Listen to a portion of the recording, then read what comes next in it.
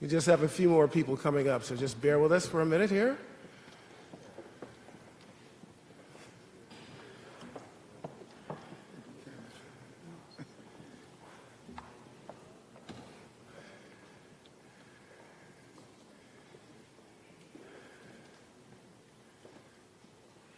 Okay.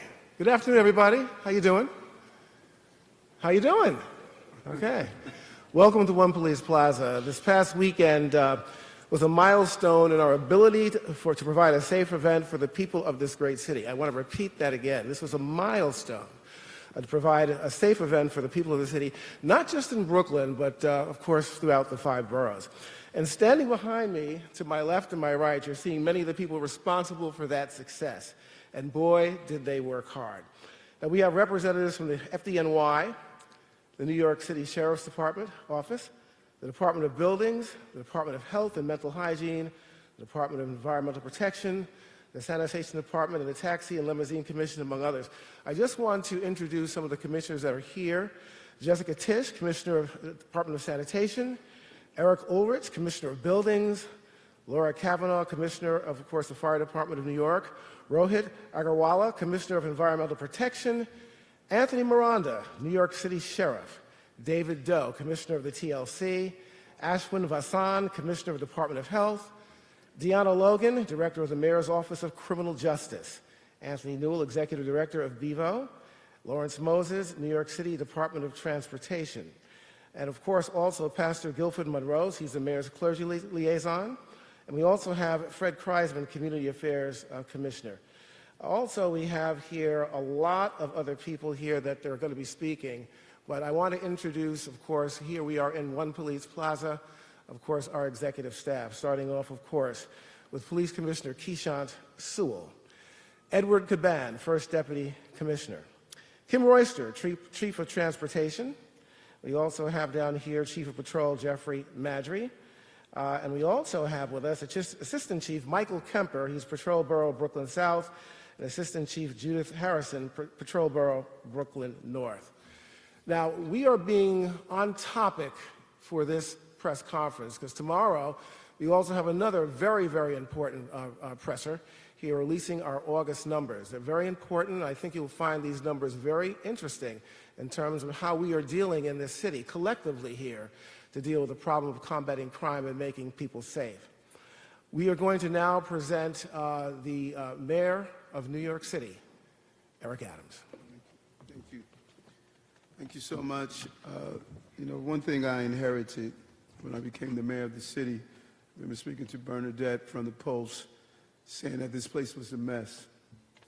And it was. It was not a mess because of the people. It was a mess because we build these imaginary walls and barriers. And we really never was there to stand with the men and women every day that carry out the function of having the city this complex operate.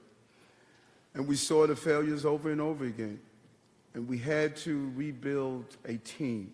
We had to rebuild a team that didn't operate in silos, that operated together. And that was a challenging thing to do.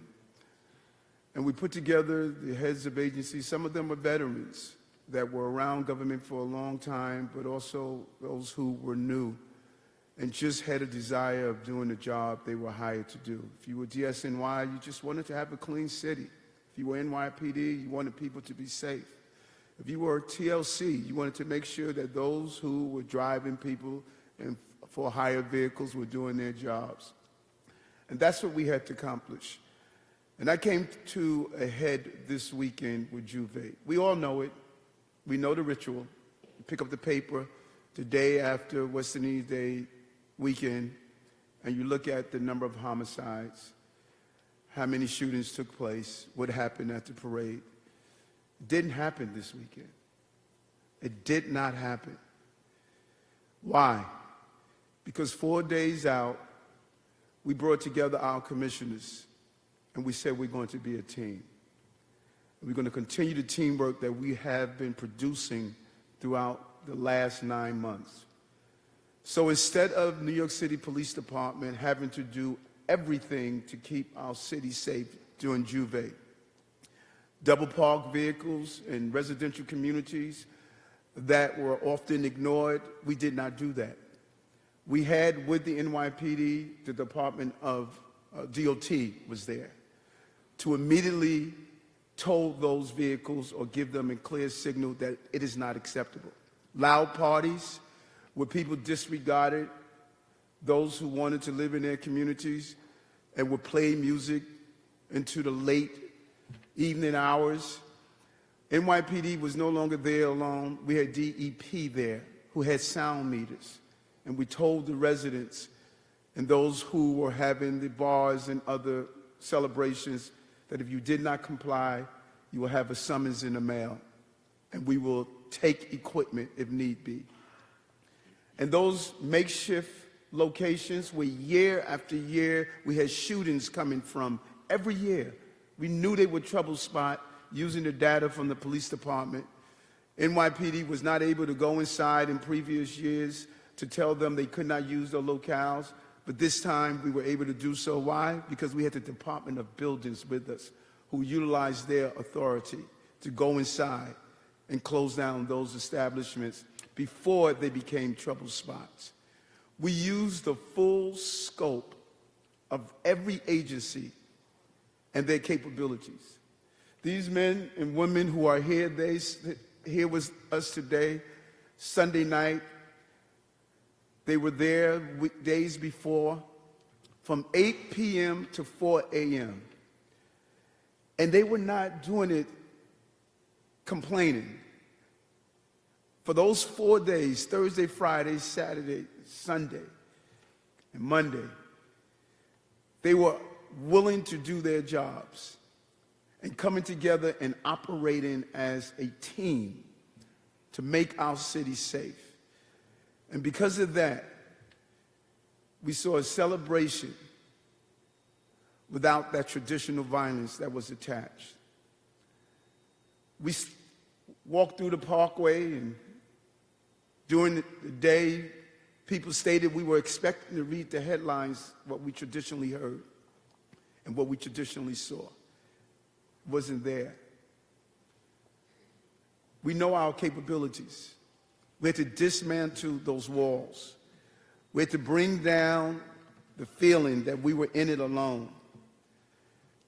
And we had to have the backs of each other. No one invites a cop to a birthday party. They invite them there when the party was shot up. No one invites the sheriffs to come and attend an event. They invite him there when it's time to carry out his duty or his job. But I just want to say thank you to all of our city agencies, to the men and women who came together and stated we have a good product. And that product lies in our people. Those people have been often ignored. And they're not going to be ignored under this administration. And then our civilian partners, the crisis management team, they were out there every day, making sure they quelled the conflicts before they materialized.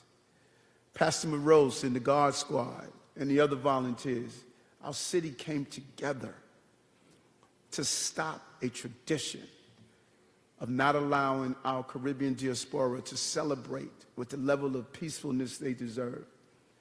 I was proud to walk up the Parkway. I was proud to represent this city as the mayor as we dealt with celebrating the return of the Caribbean Day Parade in Juve and making sure that we can keep people safe. 0 fatalities at the parade, 0 homicides. The best of New York was served by the best people in New York, and that is the men and women that makes up the organizations and agencies of this city. And I'm proud to be the mayor of this city and the agencies that are involved. And I want to personally say thank you on behalf of the 8.8 million New Yorkers that watch you do your job every day, going unnoticed, but you carry out that performance every day. I want to turn it over to our amazing police commissioner. Thank her and her team for what they accomplished. Police Commissioner Keyshawn Sewell. Good afternoon, everyone, and thank you for being here. Again, thank you, Mr. Mayor. I want to highlight our collective hard work and the positive measures that were implemented that put public safety front and center as we approach this past Labor Day weekend. As you know, the holiday weekend marks the unofficial end of summer, which this year in New York City saw the in-person return of the annual Juve and West Indian American Day festivities. Without question, the reason that the event ran smoothly and as safely as it did is the exhaustive, collaborative efforts of many of the people representing the agencies in this room. But nothing was more important to our success than the partnerships and relationships we forge with the people we serve. I'm talking about the Juve City International and the West Indian American Day Carnival Association, of course, but I am also talking about the millions of residents, workers, and visitors to all the neighborhoods in Brooklyn and beyond, wherever we had special events. New Yorkers have embraced what they know to be a reality, that public safety is truly a shared responsibility. Without full community buy-in, none of this would have been possible. Prior to the weekend, Chief of Department Ken Corey went over our plans and told you that when it comes to safeguarding large events around the 5 boroughs, our mantra is preparedness, and it always has to be. Arm in arm with our partners, our planning was thoughtful and comprehensive. And by working with every public and private stakeholder, we delivered a successful and enjoyable time. We are all very aware of the incidents of the past, as the mayor stated. This year, from the organizers to the marchers to the drummers and dancers to all of the agencies tasked with making sure things stayed safe for all involved, there were people who believed and knew that things could be done differently while maintaining all that is amazing about the festivities and allowing everyone to enjoy the culture and diversity that makes New York City so great. Chief of Patrol Jeff Madry will now discuss some of the details we enacted that helped make us have the 3rd best Labor Day weekend this city has seen related to violence in the modern Compstadt area. Chief Madry. Thank you. Thank you, Mr. Mayor. Thank you, Commissioner Sewell. Thank you to everybody here. I did my first Juve 2001 as a lieutenant in the 6-7.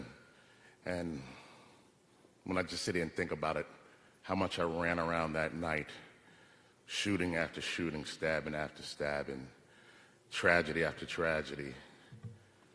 When I look at 2022 and what we did this year, and even looking back through the years, how we continuously evolved and became better and better at celebrating Juve and policing Juve.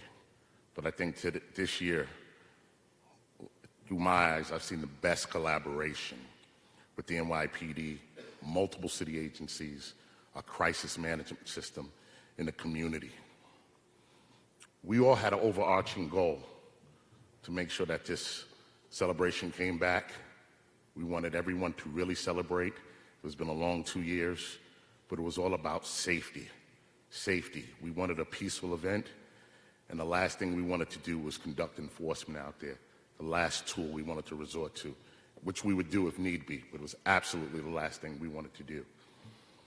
And the event was incredibly successful. I mean, you could feel the love in the air out there over the past 2 days, the people saying thank you and the support they were giving to the men and women of the police department and all the agencies. The thank yous. I took hundreds of pictures out there with people in the community because they were just so happy to be back and celebrating peacefully. A lot of time and energy went into this planning and preparation. And again, it was a collaborative effort, and everybody stepped up and did what we needed to do to make sure, again, that this event was peaceful, that it was safe, and that our communities can feel like they were able to celebrate and have a good time without the police or any city agency all on top of them. I want to give a special thank you to Pastor Monrose from the God Squad, Kamara Jackson from Elite Learners, A.T. Mitchell from Man Up, Anthony Newells from Bevo. Let me tell you how refreshing it was for me personally to hear members of this department calling for them, hey, we need God Squad over here. We want to break up a party. We want to tell people they have to turn the music down. when they were seeing elite learners standing out there 4 in the morning on Nostrand in Church, one of our toughest corners every year. This was done differently, and this is why we were so successful. I want to take time to say thank you to those very handsome-looking men and women over there. They look so good in those uniforms there, from the Chief of Patrol's Community Response Team. This was something when I took over Chief Patrol, I decided to create, and it was just really about showing leadership and be able to address quality of life and help out the communities as they called. And what they did out there over the weekend, all the men and women of the police department, what they did out here this weekend. But this group of men and women seizing 40 illegal ATVs and dirt bikes out there on the parade route, after the parade route, during Juve. Taking 2 illegal firearms off the street. Working closely with the sheriffs, with the Department of Buildings, with DEP, with the fire department, with sanitation, DOT, TLC. We were able to go to house parties and show a lot of restraint and let people still celebrate. DEP used the sound meter, and we were able to tell people the proper level they could have their music playing without it breaking the law and without disturbing their neighbors. And we did that effectively multiple times out there.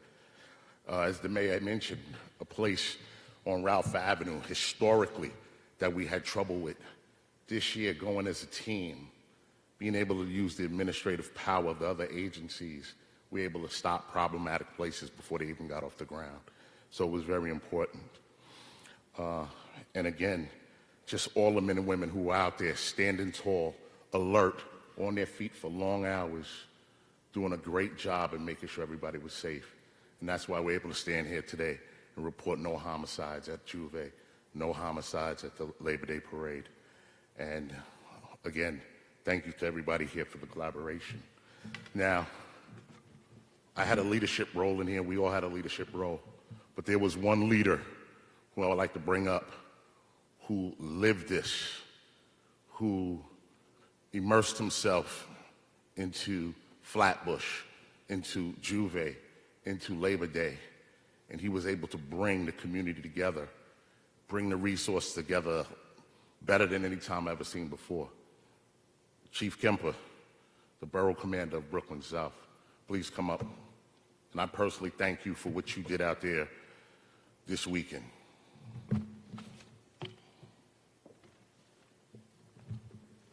Thank you, Chief Madry, for your kind words. Mr. Mayor, Commissioner, to everyone in the room, I'm so excited to be here, and I wish I had hours to speak to you about just how good I feel right now and the reasons why. Planning, execution, and results. And trust me, there was so much planning that went into this weekend. And the results? Well, the results, they speak for themselves. The collaboration to ensure safety and to allow celebration for the community was like none other. A big goal of ours going into this weekend, certainly, was to recognize the deep meaning of what this weekend represents to the community, Caribbean community, but also to allow celebration. And very importantly, how can we as a department achieve this by avoiding unnecessary police-community conflict? Think about that. How can we not make the narrative against the police and allow the community to celebrate? I just want to thank a few people in this collaboration for really, really coming together and getting this done. First and foremost, our greatest asset, in my opinion, and I might be biased in saying this, the NYPD. My team at the NYPD, in particular Patrol Borough Brooklyn South, worked tirelessly for months to put this together. My team knows who they are. I can't mention every name. Just understand this. I am so appreciative and thankful, and I'm privileged to work alongside you. To every cop in New York City that worked this weekend, whether it was Juve, West Indian Day Parade, and I think some people forget everything else that was going on this weekend, particularly in Brooklyn. We had a series of 6 concerts over 3 nights behind the Brooklyn Museum, Caribbean themed. We had a large children's parade that occurred Saturday morning that crossed across Eastern Parkway, attended by thousands. We had a series of events in Coney Island, Brooklyn, Caribbean concerts, bands, DJ music. The Cyclones were nice enough to have a couple of games throughout the weekend also, and we got the job done. To our partners that helped us and worked with us, in particular Mayor Adams, you and your team at City Hall, to every city agency that participated. Again, not enough time to speak of all of them, but they know who they are. True collaboration with all our city partners, in particular from City Hall. Mock J and their relationship with us, probably a relationship and a system put in place that has never been done before. The Community Affairs Unit, led by Commissioner Fred Kreisman, active participants in our planning and moving forward. Of course, to the event organizers, WIATCA and Juve City International. To our clergy was with us in training and boots on the ground, with us on the ground at certain situations that we were trying to avoid conflict, to help mitigate problems from getting big. Same thing with our violence interrupters. To the elected officials that were with us in our planning and our execution of our plans, thank you so much. And again, I'm going to end it with this, and I apologize if I left anyone off. There's way too many people that were involved in this. To the team at the NYPD, you guys and gals are 100% the greatest cops in the world. Keep your heads up and be proud.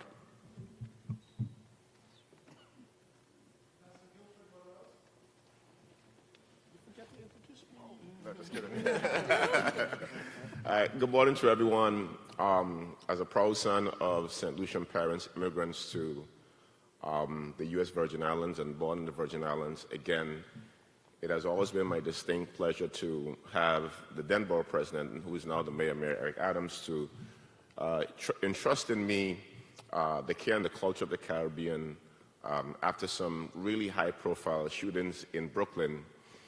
And over the years, we have developed a really conservative but very consistent way of dealing with community conflict. What is not going to be reported, of course, Chief Kemper mentioned, a lot of conflicts. We spent 36 hours. Our time on the ground was 36 hours. And thank you for putting this press conference at 1 o'clock, because we'll still be sleeping. But 36 hours, the men and women of clergy stood on those familiar places, mitigating conflicts, working with the NYPD, working with law enforcement, working with department heads. Thank to the police commissioner again for giving the resources needed to do this. Thank you again to Deanne Logan and everyone at MARCJ who is closely working not only with Cure Violence but also with community leaders, anti-violence group on the ground. Juve and Carnival is a great celebration. And I think that it's a gem that has been hidden and really scarred by violence. But if you look at it, in the Caribbean is the safest place in the world. 0 wars, no conflicts. And so for us to be painted even as being violent within a weekend tied into a culture, again, the work that we do and the work that I do as the faith advisor to the Mayor of New York City, Eric Adams, in this particular role is to make sure that our culture is preserved, but also that people can really enjoy a weekend closing out the summer. So for me, as a faith leader working, pastoring within the East Flatbush area, working for over the last 8 years with the mayor in Brooklyn and now coming to City Hall, the collaborative effort of CAU with Fred Kreisman and his team and all of the agencies, you will really see that, again, community partnership really can come to this place. I came up with this thought today, is that at the expense of safety is the cost of availability.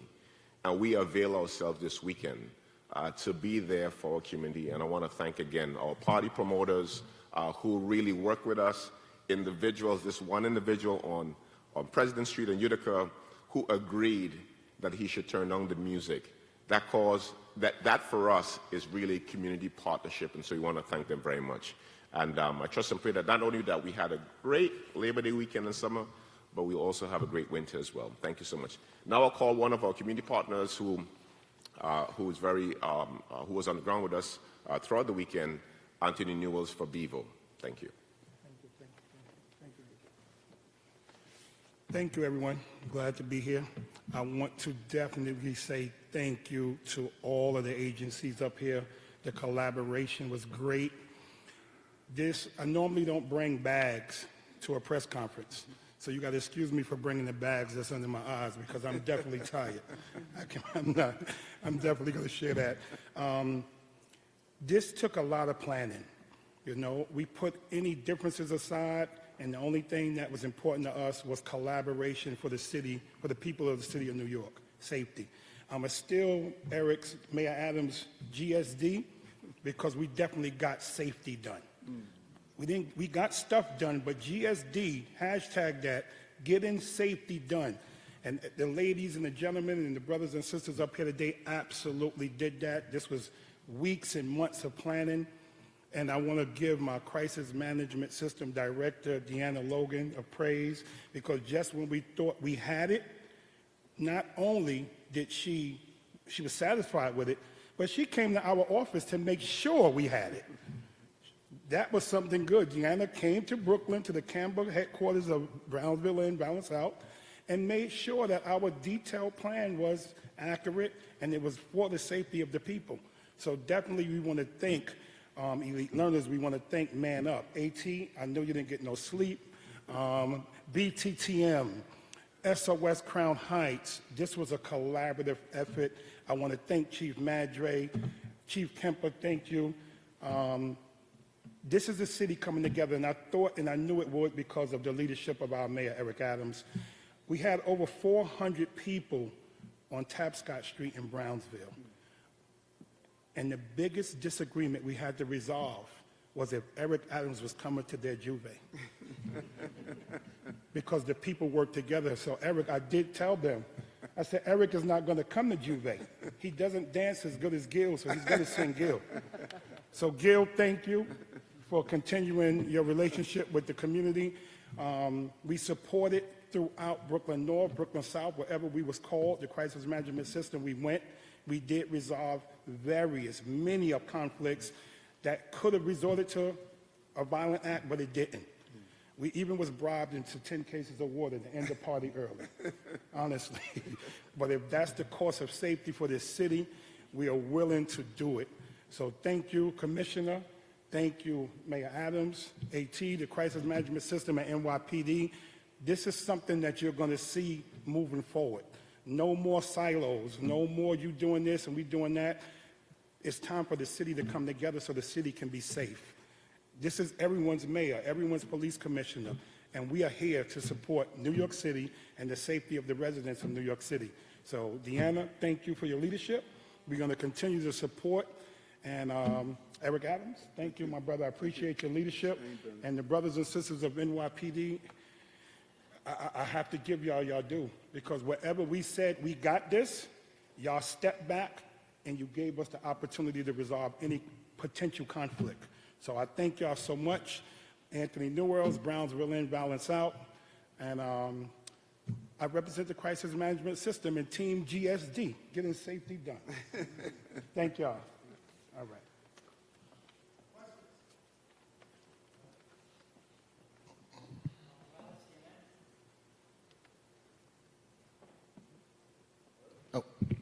We're working, sorry. Hi, everybody. So first question I had is, this obviously reminds me of the incident with Kerry Gabay a few years back, and if I remember correctly, he was caught in a crossfire between two crews or two gangs that were shooting. Can you elaborate a little bit on if there was any incidents that were you able to head it off at the pass, where you were able to squash any beefs before they became very violent, before we had another tragic incident like that?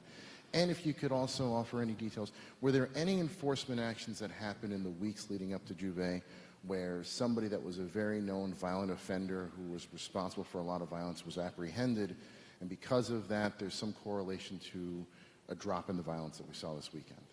So broadly, I think we always have to operate using predictive analysis.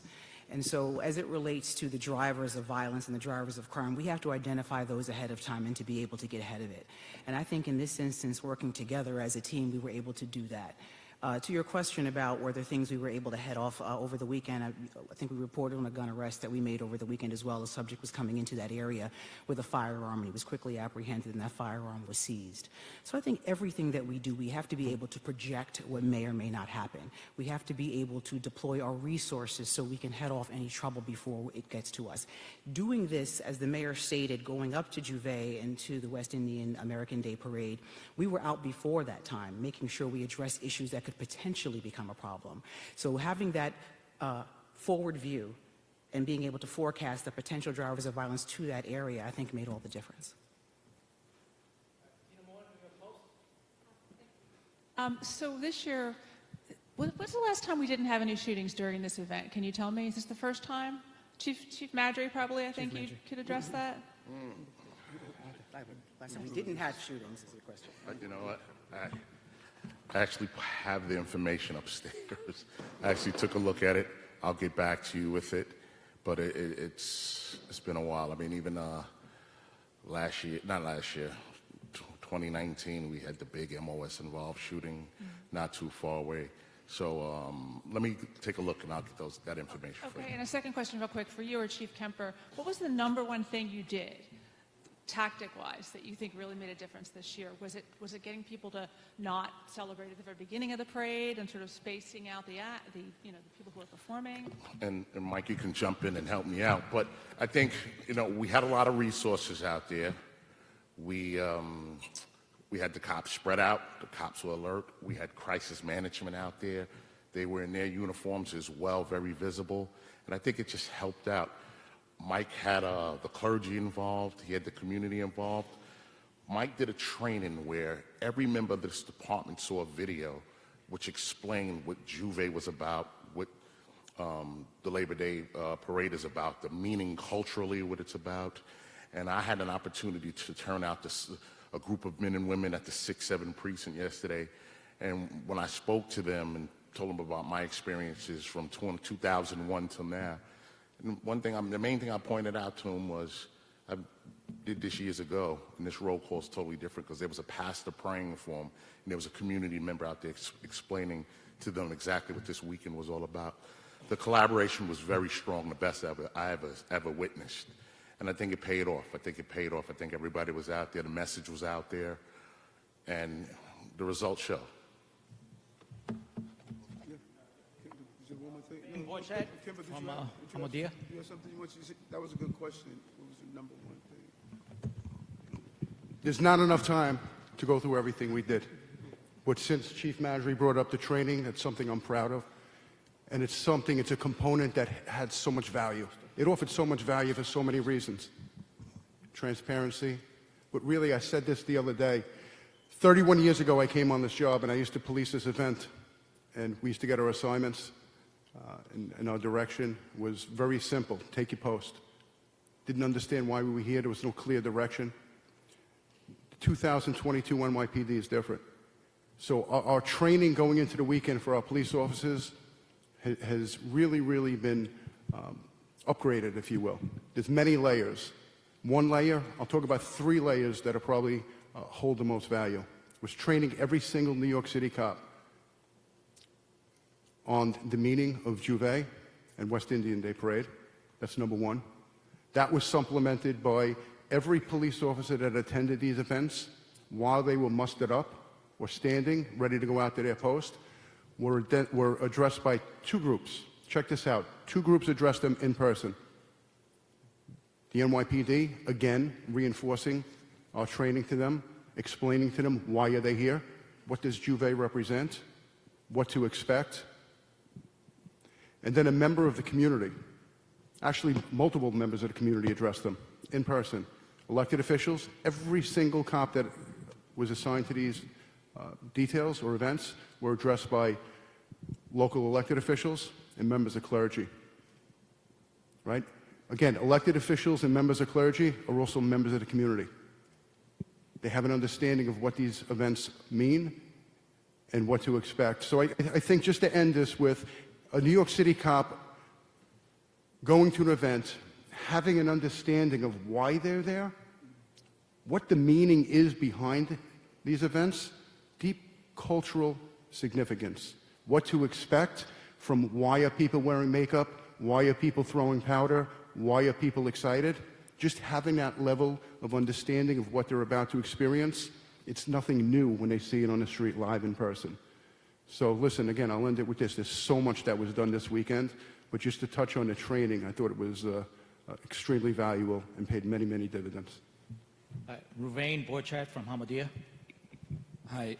The implication from all the speakers is that things were handled differently and better this year. So I'd like to ask one or more of the chiefs can address how specifically things were done better than in the previous administration.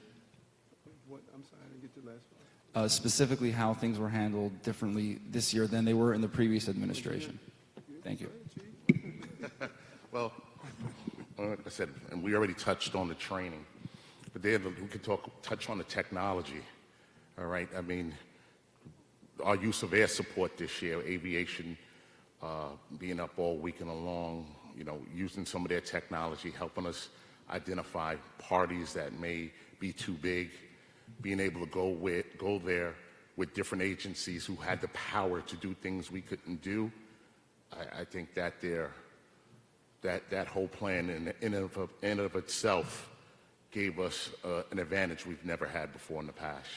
Like I said, we were able to go to a place where historically we had problems. We were able to stop the party before it even got started because we had the Department of Buildings with us. All right, we were able to go not only address 311 complaints and loud music with NYPD, we had DEP there. We allowed a lot of parties to continue because we were able to check the music, show the people what sound level they should be at. The people were very compliant. They cooperated. They did what we asked, and people were allowed to continue their celebration, and we were able to accomplish our mission of answering those 311 jobs. Like I said, there was a lot of support between the various agencies with CMS, and like I said, I believe that this collaboration was the strongest it's ever been. Because it was so strong, we were able to be successful. And officers were out there. They were out there. They're highly visible, spread out. In the one little dust that we did have, the officers were able to stop it right away. So we had no serious injuries, no issues out there. And if I could I just want to add on to that, which is, I think is so important, that the difference, I think, between what we are doing and what previous administrations were not willing to do is the using all of our tools, all of our assets. Public safety is not a police issue. Every agency must be involved in public safety. The training, as we're seeing with these dirt bikes and ATVs, the training that Chief Royster's highway unit trained our officers on how to properly go after these dirt bikes. We've removed hundreds of ATVs, illegal dirt bikes, many of them carrying weapons. When you look at what DOB, Department of Building, is doing, as well as what the sheriff is doing, the sheriff has reinvented that office. Everything from the marijuana, towing the vehicles, to going in and looking at who's selling these illegal bikes. And so we're using and utilizing all of our tools. And what all of these men and women have been saying for many years, Coach, get us in the game. They've been sitting on the bench, and they've been trying to play on team public safety. Well, they got a coach that's putting them in the game. All right, got time for a couple more. Bernadette Hogan, who opposed. Thanks. This is for anyone who wants to answer, but why in particular is it this event that is plagued by violence? Chief Madry, you said it's been a while since there hasn't been a bloody celebration. So why is this event different than other festivals that happen throughout the city? Sure. So we look at all events. Without focusing on this one, obviously we've talked about the events of the past and that this has been plagued by violence in the past, but we look at events across the entire city. And we recognize the fact that this event has been plagued by violence in the past. We have to put the resources there. But make no mistake about it, we do an analysis of all events before we put a plan together. And then, Commissioner, you mentioned earlier that there was a gun arrest, a firearm. What specifically was that? What happened? So an individual attempted to enter the area of the parade with a firearm. He was noticed by officers who were assigned, and that apprehension was made and the firearm was seized. It was in the area of the West Indian Day Parade. All right, we're going to be our last question. Steve Burns, 880.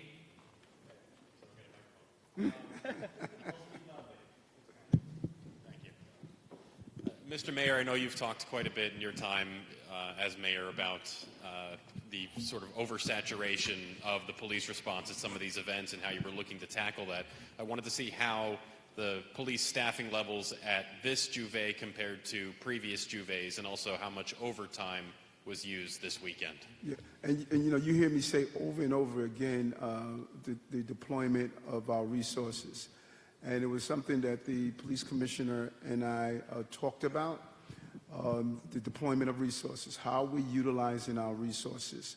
And all of our events, when you do an analysis to her credit and chief of department's credit, they have looked at all of our events and they scaled back on the number of assignments and overtime. Event after event, we are analyzing every event, and we're no longer just going into the file cabinet, pulling out the plan from the previous year. We're thinking differently about the proper deployment of our manpower. Anyone who has attended the parade previously, there was a noticeable difference in how officers were deployed. You didn't see the 20, 30 officers standing at one place. They were along the parade route, and we're going to do even better. We're going to continue to produce a better product over and over again.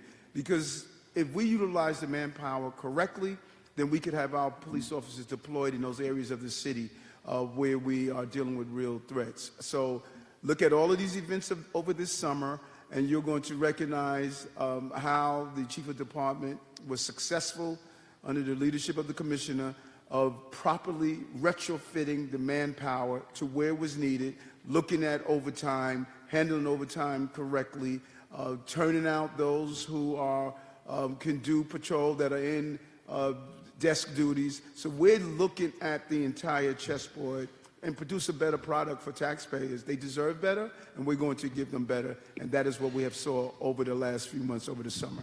So are you able to say if this year staffing levels were lower this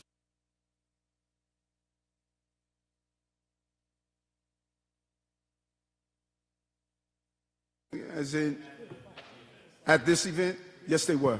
Yes, they were. Thank you, everyone. Thank yes, you. Yes, thank you. Thank you.